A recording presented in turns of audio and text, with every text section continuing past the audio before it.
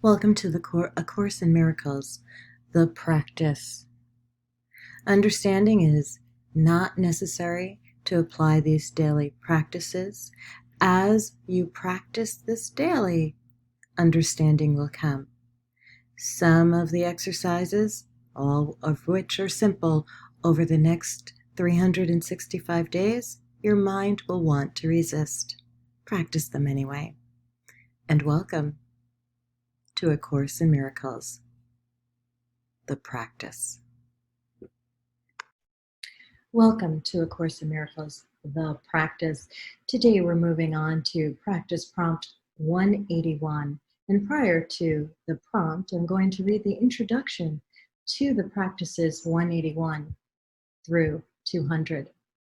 Our next few lessons make a special point of firming up your willingness to make your weak commitment strong. Your scattered goals blend into one intent.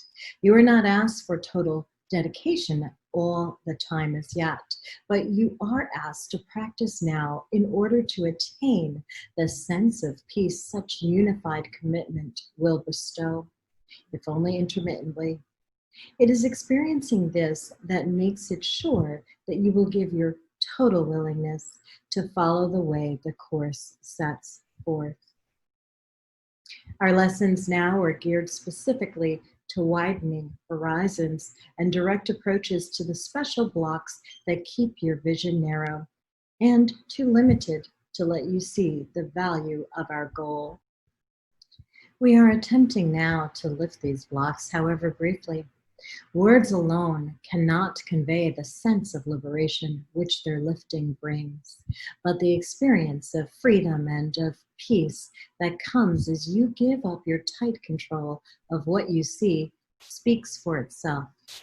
Your motivation will be so intensified that words become of little consequence. You will be sure of what you want and what is valueless. And so we start our journey beyond words by concentrating first on what impedes your progress still. Experience of what exists beyond defensiveness remains beyond achievement while it is denied. It may be there, but you cannot accept its presence. So we now attempt to go past all defenses for a little while each day. No more than this is asked, because no more than this is needed. It will be enough to guarantee the rest will come. Practice prompt 181 is I trust my brothers who are one with me. Trusting your brothers is essential to establishing and holding up your faith in your ability to transcend doubt and lack of sure conviction in yourself. When you attack a brother, you proclaim that he is limited by what you have perceived in him. You do not look beyond his error. Rather, they are magnified, becoming blocks to your awareness of the self that lies beyond your own mistakes and past his seeming sins as well as yours. Perception has a focus.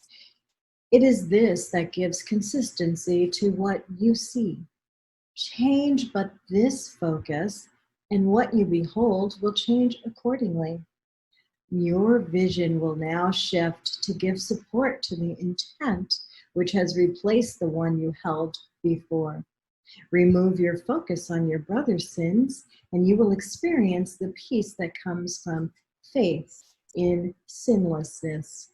This faith receives its only sure support from what you see in others past their sins, for their mistakes, if focused on, are witnesses to sins in you. And you will not transcend their sight and see the sinlessness that lies beyond.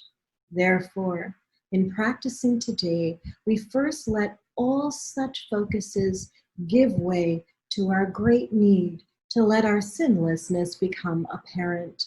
We instruct our minds that it is this we seek, and only this for just a little while. We do not care about our future goals, and what we saw in instant previous has no concern for us within this interval of time wherein we practice changing our intent. We seek for innocence and nothing else. We seek for it now. We seek for it with no concern, but now. A major hazard to success has been involvement with your past and future goals.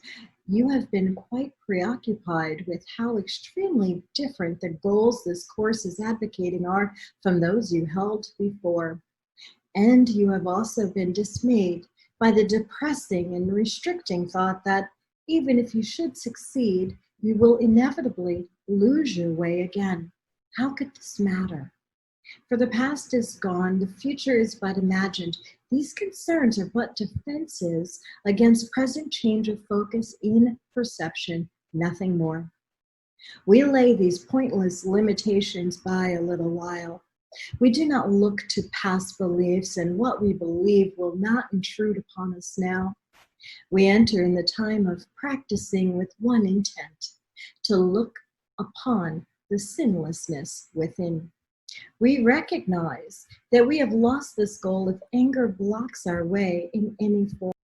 And if our brother's sins occur to us, our narrowed focus will restrict our sight and turn our eyes upon our own mistakes, which we will magnify and call our sins. So, for a little while, without regard to past or future, should such blocks arise, we will transcend them with instructions to our minds to change their focus as we say, "It is not this that I would look upon. I trust my brothers. We are one who are one with me." And we will also use this thought to keep us safe throughout the day.